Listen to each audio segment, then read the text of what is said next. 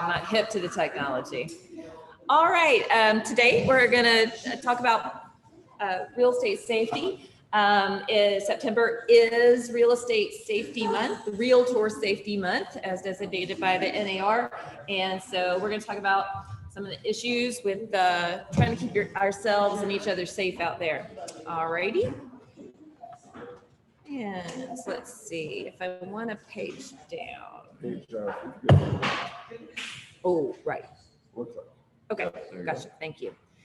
All right, so this is just a disclaimer. I'm not a safety professional. I don't represent NAR, Tennessee Realtors, Greater National Realtors, or Village as a safety professional. This information is just presented with the intent of just talking about the issues. This is, I consider this a forum today, not a presentation. So I hope we'll have some interaction and just a discussion about some of the risks that are inherent in a career in real estate, and hopefully we'll learn some information, some resources to reduce your risk out there. All right, our objectives today, we want to acknowledge, accept, and commit to managing risks of personal safety, understand the importance of mindset and developing a safety strategy. We're going to talk about several different risk reduction skills and suggested best practices. We'll talk about safety tech tips and tools. We will not be talking about tasers, even though Teddy said that. I don't own a taser, so we all know what tasers are. So you can do your own research on tasers. All right, I don't know anything about it. We're going to look at some safety resources and sources available to realtors. We're going to talk. I hope we'll have a discussion and share our safety concerns in a safe forum for sharing discussion. And I would love if each of us, including me, could take away at least 3 things you will commit to do to improve your personal safety. Sound good? All right, we have a rowdy crowd here in the office, and I am on a Mac. You're welcome, Teddy Pins. So I can't see anybody else. All right, just letting you know. All right, but please, again, I'd like this to be a forum, a discussion, not a presentation. So at any point you have questions, you have comments, you want to throw something out there for discussion, please do. All right, what we're not talking about today, we're not talking about keeping our sellers safe. All right, we're not talking about buyer safety. We're not talking about online safety or electronic data security. Our focus today is just going to be on our agent physical safety, but loads of other stuff to talk about when we're talking about real estate safety, and some of the resources that we'll share today have information about these other areas of safety. But today we're just talking about personal physical safety. All right, now it's important to point out, talking about real estate safety is not about fear mongering. It's just facts. All right. So these are some real estate professionals who lost their lives functioning as in their career, just out there doing the work. All right. And you can see that there are others, and these are just agents who lost their lives. Certainly there are many other forms of violence against agents that are possible. But I'd like to show you that, the latest one that I found was August of 2021. All right, and this was Christopher Hager, was a real estate agent professional, long time career. He was in his 50s, career agent, and he actually taught realtor safety for the National Association. He taught concealed carry courses. This is an experienced person, somebody who's very focused and experienced in safety, and he too fell victim to violence. So this is a real thing, and that's just the facts. All right. So why is real estate risky? All right. I should have this where it doesn't put all the answers up and ask questions. All right, I'll work on that. All right. So, I remember growing up and seeing, so-and-so real estate person, $1 million club, $1 million. And I thought, wow, they make $1 million. Well, now I know that's not exactly right. Well, I don't, but that's about sales volume. It's about marketing and projecting an image. So projecting an image of success. All right. We're meeting unknown prospects at properties, working unfamiliar properties at weird hours and, weird hours, neighborhoods I'm not familiar with. I recall going to just off 8th Avenue at 11 o'clock at night one night to meet the police for some property damage that had occurred at the listing. So, you know, definitely had some misgivings about that trip that night. So sitting in open houses alone. All right, entering vacant properties, offering multiple ways to make contact. I'm available all the time. Call me, you know, text me, email me, message me, DM me, all that. And most importantly, perhaps believing we are not at risk or just not accepting that there is risk, you know, not considering it. All right. So this is some stats about when, why, and how crimes against real estate agents occur. All right, just good data to know. Crimes occurred most frequently on Tuesday and Thursday, and least frequently on Sunday during daylight hours. All right, so just because you have your open house at Sunday at 2, you still got to keep your guard up. About 1 in 3 crime victims were men. All right, obviously women are more often victims of crime, but men are victims as well. Crimes that started out as robberies often progressed to murder, sexual assault. Should probably put those in reverse order. But guns were the most frequently used weapon, followed by physical force. And the majority of attacks occurred in the suburbs and rural areas, not major metro areas. Now, this research is provided by the NAR, and we'll talk more about where this data comes from. All right, the risk and safety relationship. You cannot eliminate risk in your life. All right, it's inherent in everything we do. Just by waking up in the morning, you're taking a risk, right? But managing that risk is the important issue.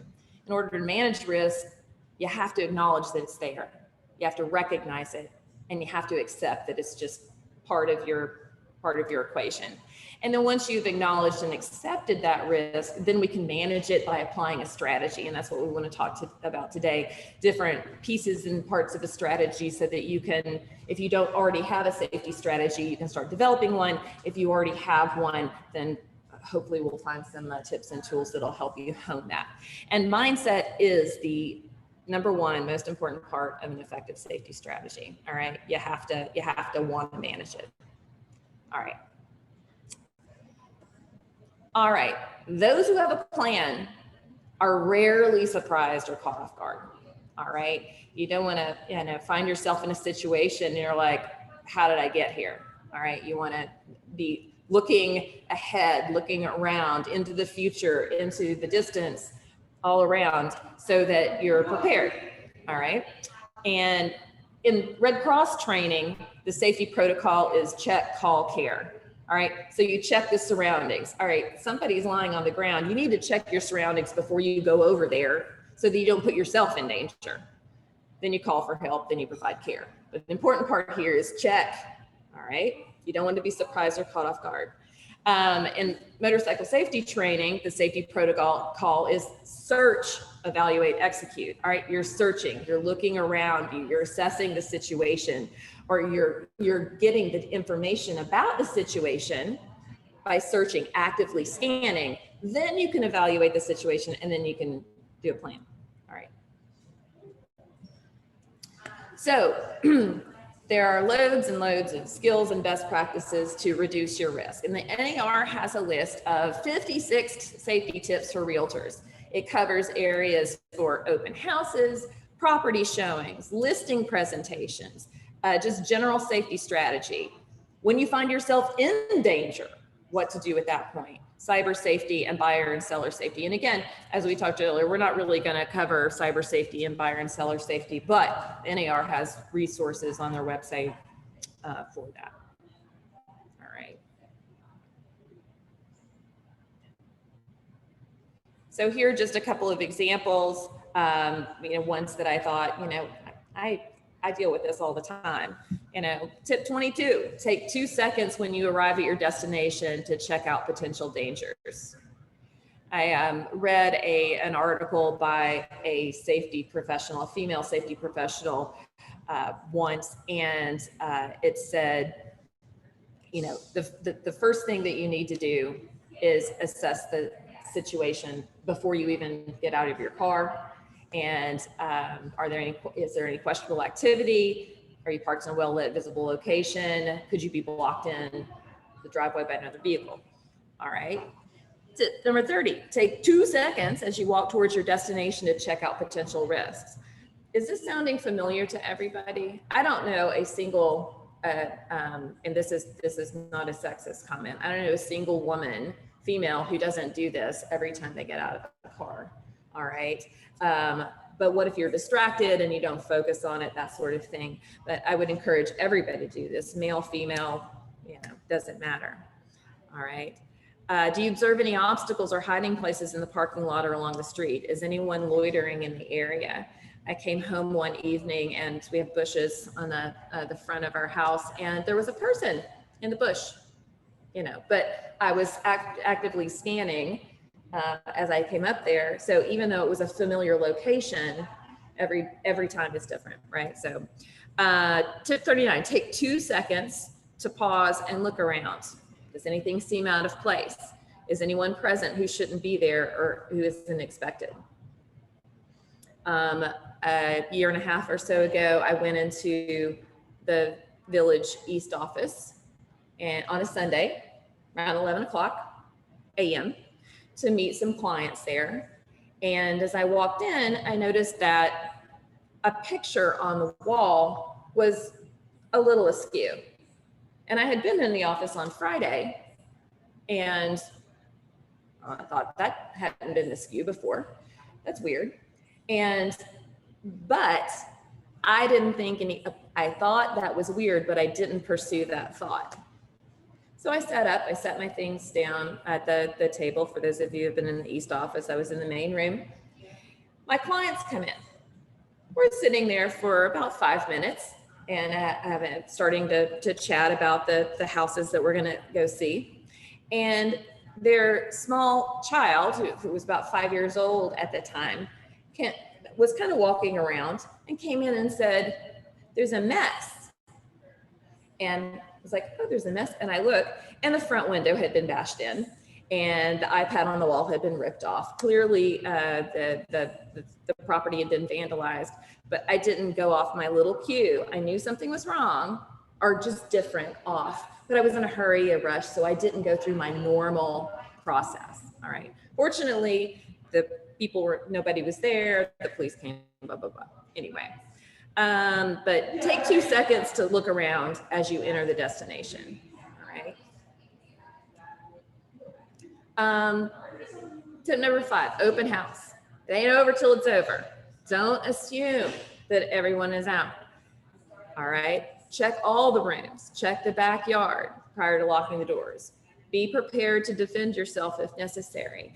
Now, hopefully we all have good practices for open house. You have people sign in, you get their, photo ID, you get their contact information. But sometimes things, don't go as you intend them to do. I did an open house in Murfreesboro about 2 months ago and had over 40 people come through the open house. Did I get everybody to sign in? I did not. I got a lot of them. Did I know where everyone was at any given time? No, I did not. And so we can talk about some other practices that can help in open houses, but just when your open house is over, make sure that you check all the rooms and be prepared if someone's still there. All right, tip 40, plan ahead with escape routes. Upon entering an open house property for the first time, check each room to determine at least 2 escape routes. Make sure all deadbolt locks are unlocked for easy access to the outside. And rely on good neighbors. Inform a neighbor that you'll be hosting an open house and ask if he or she would keep an eye and an ear open for anything out of the ordinary. All right. So I myself do not yet do all these things. I challenge myself to do them. I'm aware that these things need to be considered, but there's always room for improvement in your safety strategy. Right. And again, these are ones that you can find in the NAR's list of the 56 safety tips. So those were open house safety tips. Here are property showing safety tips. All right, checking in. If you have a new client, get them to come to the office. All right, CITO, come into the office. All right, so you can get a photocopy of their driver's license. You know, you can hand that to your office administrator, and of course, be sure to treat it with, you know, say security when you no longer need it. But you know, go into the office, meet them there for the first time, get their information. The prospect identification form you can find online at realtor.org/safety. You may have your own. Tip number 11, when showing property, bring up the rear. Always have the prospect walk in front of you. Don't lead them, but direct them from a position slightly behind. You can say, you know, this is over there, have a look. There have been times when I haven't even entered the house with the prospect if I felt a little nervous or concerned, and said, you know, I'll be right here. If you have any questions, just, you know, let me know. Tip 37, don't get parked in. When showing property or meeting someone, park your car in front of the property rather than the driveway so you don't get blocked in. All right, and this is just an image. You can see NAR's agent showing safety. There's a checklist before a property showing. You can read through all these things online, but excellent. The first thing it says is check out prospects on Google, social media, or a background checking site. We all have Forewarn provided to us by Village, right? And it is an excellent tool. We'll talk a little bit more about that in a bit. Ask the prospect to meet at your office or in a public place. That's really important. Ask all prospects to fill out a customer ID form and provide ID and photocopy a prospect's driver's license. For anyone who's ever test driven a car or applied for a rental, you have to provide your driver's license. Why shouldn't we ask our prospects before we take them somewhere, meet them somewhere, show them, you know, a very expensive property? Why wouldn't we ask for that? Introduce prospects to the office manager or a coworker. I love this one. You know, hey Belle, this is Mr. So-and-so. I've just met. We're going to go look at some properties. Oh, would you get a photocopy of his ID? All right. So many times crimes happen because they believe, the criminals believe no one else is around, no one else will know. It'll happen without anyone finding out. So, all right. So you can read the rest of those online. Once you're at the property, learn the house before you show it so you can find your escape routes. Show the property in daylight. Park your car at the curb. We talked about that. Call or text the office to let them know you have arrived, where you are, and who you are with. I often do the fake call, especially if it's on a weekend and I know nobody's at the office, or I'll call my husband. He knows that if he gets a call that says, hey, yeah, I'll be there as soon as I finish the showing with Mr. So-and-so. Yes. And so again, it's not happening under the veil of secrecy. All right. Set the alarm app on your phone for the time you think it will take to show the home. Set the alert app on your phone. We'll talk more about those apps later. Keep at least one hand free. I love that. Never thought about that. I mean, how many times have you been showing a property and you've got an iPad in one hand and you've got the MLS sheet over here and you've got your phone on your shoulder trying to look at something? Keep at least one hand free. All right. All right. So now we're going to go into some apps, tips and tools. All right. Your smartphone, that is your number one safety tool that we use these days. Or with Ted, it's a taser, but mine's the smartphone. Cardinal rule, make sure it's charged. All right. Use the alerts, the alarms. If on an iPhone, of course, now they've made it virtually impossible not to know how to activate the emergency SOS. You press, you know, the lower button on the left side and the big button on the right side. It's the same way you turn it off, but you'll notice it says emergency SOS down there. If you activate that, it calls 911. All right, photo sharing. Take a picture of a license plate when somebody drives up, right? Somebody that you're going to meet if you're meeting somebody at a home. Surveillance, you know, connect to the home security webcams if that's an option. use the apps we have available to us. SentrySafe, HomeSnap has a safety feature. Forewarn, when you log into a Sentry box, it has the agent alert. Don't just automatically turn that off. Like, have a plan for how you do that. And then do remember to turn it off once you assess the situation to find you're safe. Otherwise, so in my case, my spouse gets a call that something's wrong, and I have forgotten to turn it off before. And the NAR has another handy dandy checklist, and it's a smartphone safety checklist. So you can check this out on realtor.com/safety. Download the safety apps, carry your phone with you, keep the battery charged, program emergency numbers for alert. All right.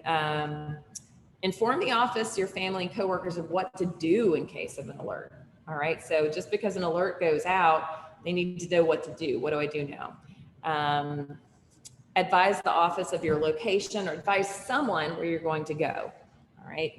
For those who are outdoor folks and go camping, one of the cardinal rules is you always tell somebody where you're going to be and when you're going to be back. All right. So if you don't show up when you're supposed to, they can alert folks to go find you. All right. All right. Oh, I love this one. 3 from the bottom. Program your phone to call you back so you can simulate a conversation. Well, hello. Yes. How are I? I'm doing very well. Thank you so much. I like that. I have not tried that yet, but I think that's going to be my one thing. One of my 3 I'm going to take away from today. I'm going to learn how to program my phone to call me back so I can pretend like I'm having a conversation with somebody who knows where I am. All right.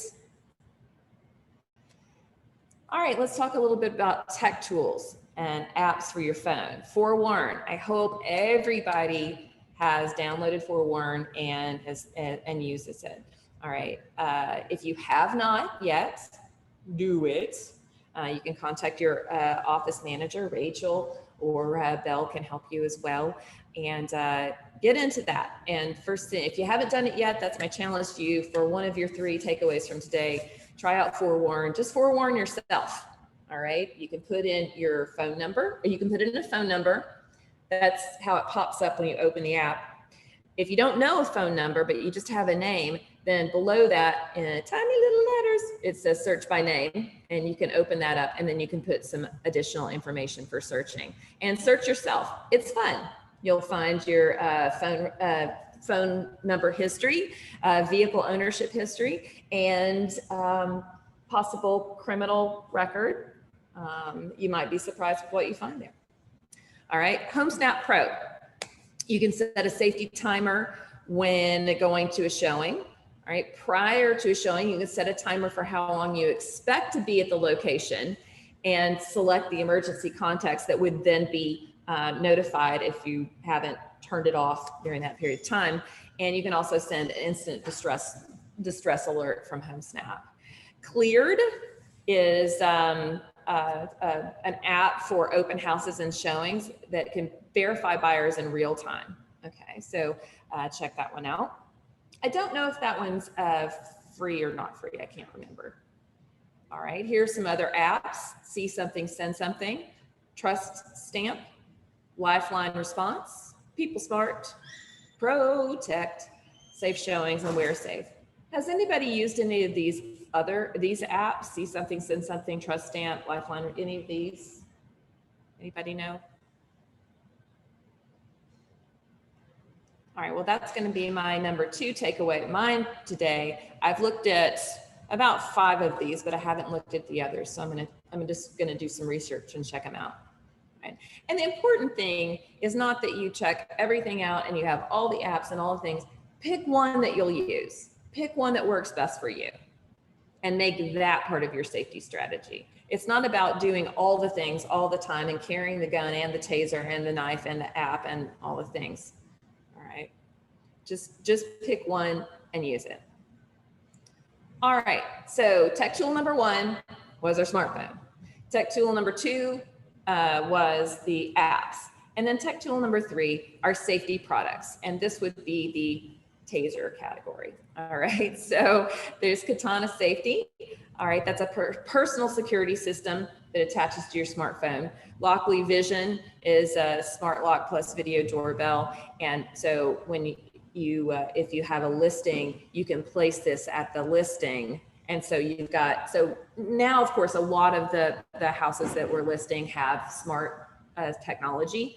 All right, so they've got a Ring doorbell, they've got a camera, but this is one that you can put on at your listing. Aura is a personal alert device that can send instant alerts to your contacts along with GPS location and call 911. Again, there are numerous options for doing this, but this is just another. Prop lock, a safety lock that keeps doors propped open and prevents someone from creating a confined space. Kind of interesting. Hadn't thought about that.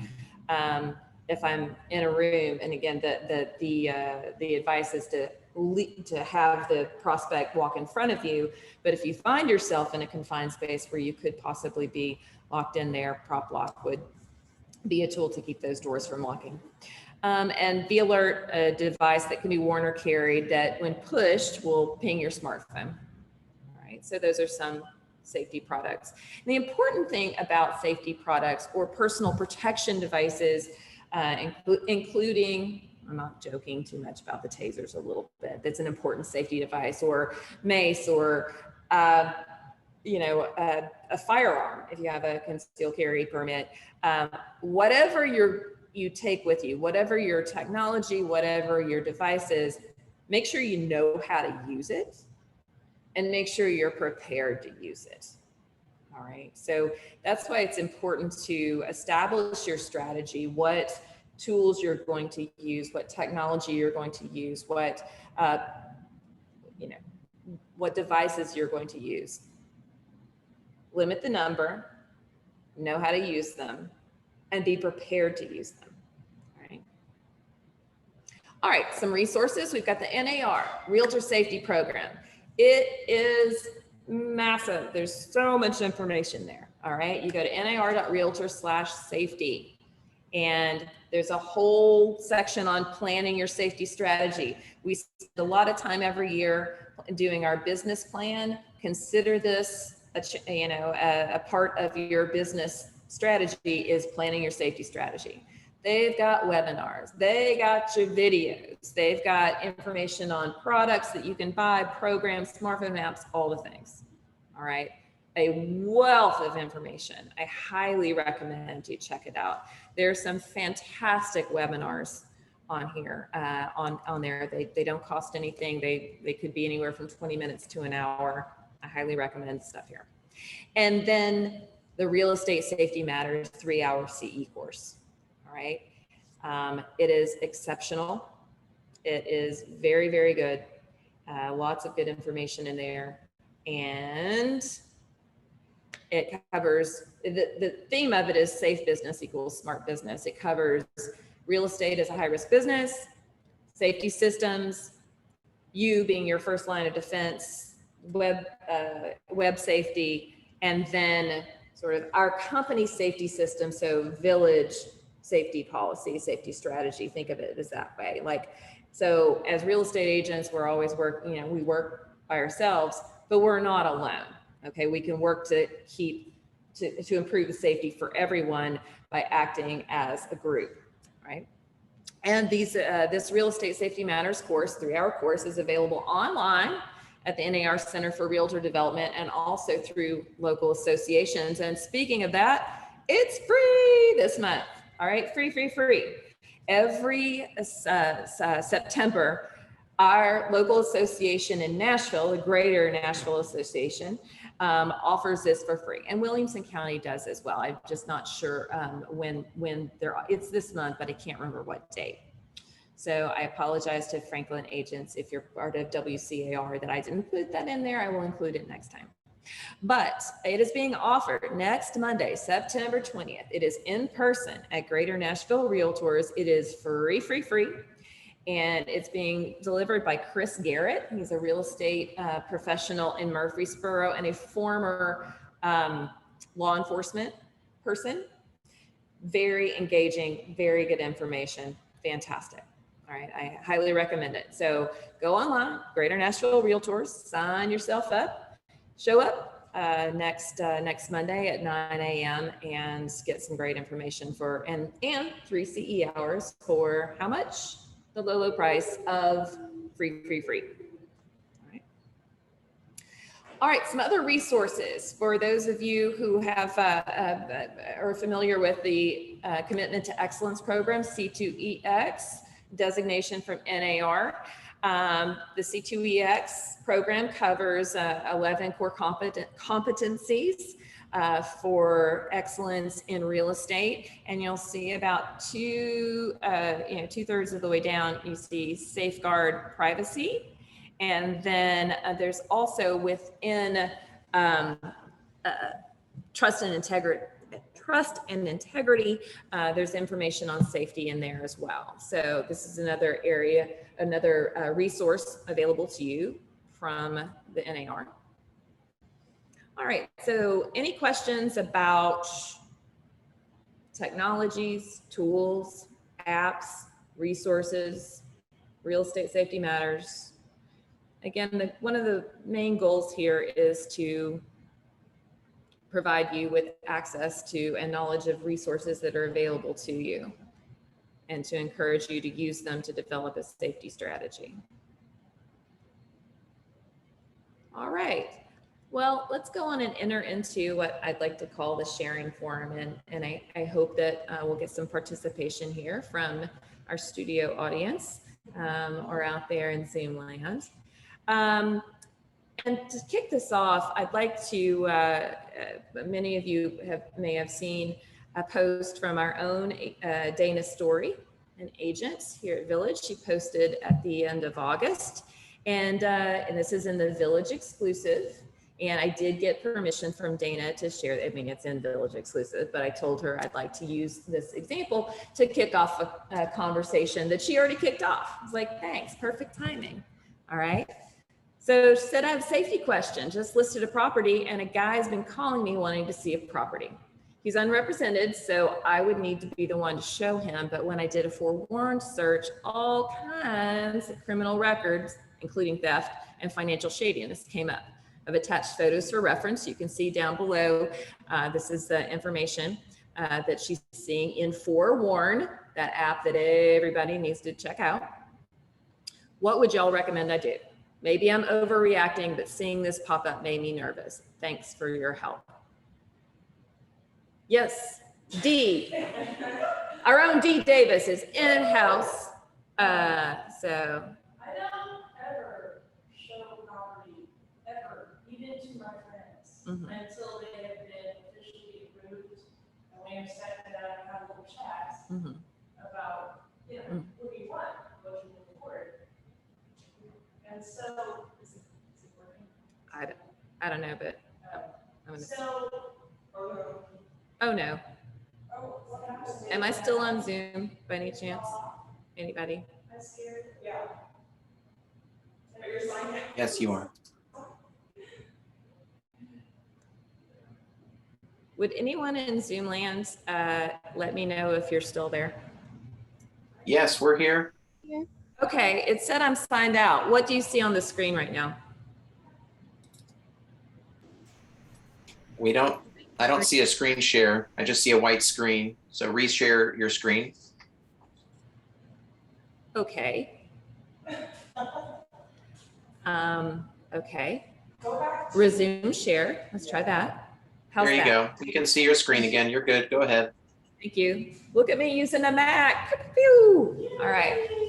So D here in our studio audience was sharing that she herself never shows a property before.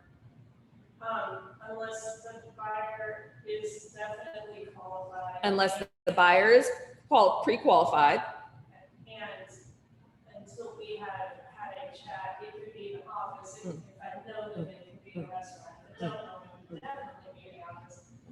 To talk to them about what we're looking for. And until she has a chat, could be in the office, could be in a restaurant if she knows them, could be in a coffee shop, and they have a discussion about what they're looking for, and she has a chance to basically interview them, right? Because people that won't do that aren't going to buy a house. because she says people who won't do that are not going to buy a house. All right. Excellent. Thank you, Dee. Anybody want to share anything about Dana's post here? We're going to look at some of the comments that came in from the Village family after this, but I'd like to open it up to the group here if you'd like to share anything you see. First thing I see is I love, she says, but seeing this pop up made me nervous.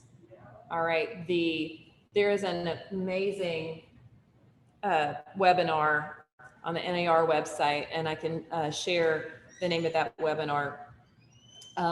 It's in just a minute because I don't remember it off the top of my head, but it's a personal safety instructor, someone who has provided personal safety, like bodyguard type stuff, to high profile people. She's an Olympic champion in judo, and she herself became a victim of violent crime, having won an Olympic medal in judo, having provided safety or security for physical security for people, because she did one thing wrong. And what she says that one thing was, I didn't trust my gut. Trust your gut. If you take anything away from today, trust your gut. All right. So Dana says, seeing this pop up made me nervous. That's her gut. And so she paused, said, okay, let me think about this. Not going to keep moving forward, being a little nervous. I'm going to stop and reset. And this is a great time to check your strategy. All right. So she checked, she was feeling a little nervous. She checked the forewarn. Now she's feeling really nervous about James J. James. I mean, it's possible that his name is James J. James, but look at all the aliases. And then I didn't put all the criminal stuff in here, but this is a second thing. She's like, wait a minute. Okay. My safety strategy, I check forewarn. Ugh. Okay. So my gut said something. I check forewarn. That's just what I do. I check forewarn every time, even if it's somebody that sounds great, perfect, no concern. You check it. All right. Anybody else? Anybody want to add? If you were going to comment to Dana, if you were going to respond to this, what comment would you add to Dana? She's reaching out to the village family for help, for advice. What advice would you give her? You treat her like you treat her like this a buyer. So you say, are you qualified? Mm-hmm. Dee says treat him like he's a buyer. Are you qualified? Are you pre-qualified? All right. Probably want to have Dee says she has a meeting with them. Like, but he won't come. Well, she says, but he won't come. Set up the meeting in the office to meet at a certain time. And if he doesn't come, okay, there you have your answer. Make sure there's somebody in the office when you come. Make sure somebody's in the office when you go. There's that. Anybody else want to share what you would say to Dana? Well, I'll skip forward and go to what the village family shared. Love Trish Clark, no relation to me, just because her last name's James. It's like no relation to me. Love that. Next thing, Kelly Fisher, always listen to your gut. Can someone go with you? Always listen to your gut. It's number one. Kelly Ladwick says, first of all, you need to have proof of funds and pre-approval in hand, baby, before you do anything. If that checks out, have someone with you. All right. Sylvia's in agreement on that. And then I guess I didn't put the rest of it. But safety is not just a matter of you. All right. You have resources, you have people, you have a group, you have options. I should have put the rest of it in here. What ended up happening is our own Adam Brooks said, hey, referral all day long. I'll take it if you're, and I'll, whatever referral split you want, I'll take it. And that's ultimately what she ended up doing. She referred it to Adam. So now I certainly hope that Adam has a safety strategy that he applied in pursuing this guy. Oh, I saw Adam earlier. I should have asked him how it worked out. Oh, all right. You'll have to stay tuned for the rest of the story another time. All right. But here's another great resource you have, and it's your village friends and family. If you're doing an open house, I know a lot of folks who, have somebody else do the open house. So, you can, and then split your duties up. Don't just be willy-nilly about it. Say, hey, I'll make sure people sign in and do this, and then this. Or if you want to sort of split it by people, say, all right, I'll take this person, I'll make sure they sign in, I'll follow them and make sure they leave, and all that. But be sure that if you have somebody else there, you have a strategy for, how are you going to deal with it. All right. So just for a quick review of our course objectives. All right. We wanted to acknowledge, accept, and commit to managing risks. All right. And understand the importance of mindset, trusting your gut, and developing a safety strategy. We talked about several different risk reduction skills and suggested best practices. We talked about safety tech tips and tools. We looked at some of the safety resources available to Realtors online at NAR. And then, I'd like to revisit safety concerns for kind of the after party. We can talk about anybody had an event, that you'd like to share, just to share it, say this happened to me, this is what I did, this is what I'd like to do differently. So we'll come back to that. And it's a safe forum for sharing and discussion. All right, I will turn off the recording after that, and so we can have that discussion in a safe forum. And then take away at least 3 things you commit to do to improve your personal safety. So before we get to the after party, would anyone care to share at least one thing that we've talked about today that you're not doing already that you commit to do to improve your personal safety? I am going to check out a couple of those apps that I haven't looked at, that I'm not familiar with, and maybe do research about some new ones. So I'm definitely going to do that. And I'm going to learn how to make my iPhone call myself so I can have the pretend call. So, I get that is definitely more convincing than I just pick up my phone and I'm like, hey, how you doing? If it actually rings and there's, things. So those are 2 of the 3 things I'm committing to. Somebody else. I want to know what that Lockley vision thing is. Lockley vision? Yeah. So it's one of those, I don't know what it is, but you said it's got a video in it? yes, Dee's going to look up Lockley Vision. That's the, I believe the kind of the Ring doorbell that you can install at a listing. So you've got video. And along those lines of the sort of Ring doorbell, the safety technology, the smart homes that we have today, I will point out the one thing that I do as part of my safety strategy when I'm showing a house is before I enter the house, I let folks know, hey, a lot of these homes these days have security. All right, they've got cameras, they've got listening devices, they've got that. So if we need to talk about anything confidential, such as pricing, let's wait till we get outside. So that serves 2 purposes. Number 1, I'm serving my client well by saying, let's not talk about anything like price or, oh man, that carpet's awful while we're in here, because we could be monitored, but it also lets them know we could be monitored. And I've also considered carrying, I laugh at myself, but if it helps my strategy, then okay, like just a little camera, it's not even plugged in, and then just sort of placing it while I'm in there.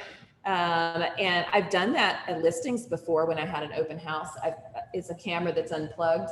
And I point out to people that come in, hey, I just wanted to let you know the seller of the house does have monitoring technology in here. So if you, are talking about pricing and that's sort of something you wouldn't want the seller to know, you might want to keep that outside. There's the camera. Don't we also do, is that in the fire chapter? Where is that? There's somewhere in one of our things we have to decide what it says. You may be right. recorded. So Dee's question is, isn't there somewhere in one of the forms because there's a form for that, where it talks about advising your clients that there could be monitoring devices, or they could be surveillance recording, such that. And the answer is yes, Dee. And I believe it's in the buyer rep agreements, but you've caught me with my pants down. So I know a question, but okay, there's the third thing I commit to do from today. But yes, it's in one of our forms, and I'm sorry that I can't remember where it is, but there is information in there about you agree that there could be monitoring devices, and so just keep that in mind. Anybody else care to share something, anything that you got today? I think because I'm a newer agent, I'm a little bit less careful about asking, making sure that people are pre-approved. So for first year for clients. Yeah. So I think, right. So I think, right. And so I think just hearing that was helpful to remember. So, and I'm sorry, I introduced myself. I'm Rebecca, but I don't know your name. Hannah, it's nice to meet you. So newer agent Hannah shared that as a newer agent, she's not yet really gotten to that, asking for the pre-approval, making sure that, she does all that stuff ahead of time because she's newer, a little hungry or eager, don't want to run somebody off, right? So hearing that, for example, if they're not pre-approved, if they're not willing to meet with you, they're probably not going to buy anyway. And so you can incorporate that, make that part of your process with potential buyers. And to submitted that, yeah. And if they're not willing to do that, they're probably they're not ready. They're not ready. They're just kind of, checking it out. So it may not be the best use of your time. Put them on an auto notify and say, when you're ready, let's go. Or check out open houses. I'll send you ones where open houses. So you can engage them, provide things of value without dropping everything to meet them there until you have more information that you need, both for them to serve them best as a buyer agent, but also to make sure that you're following your safety strategy.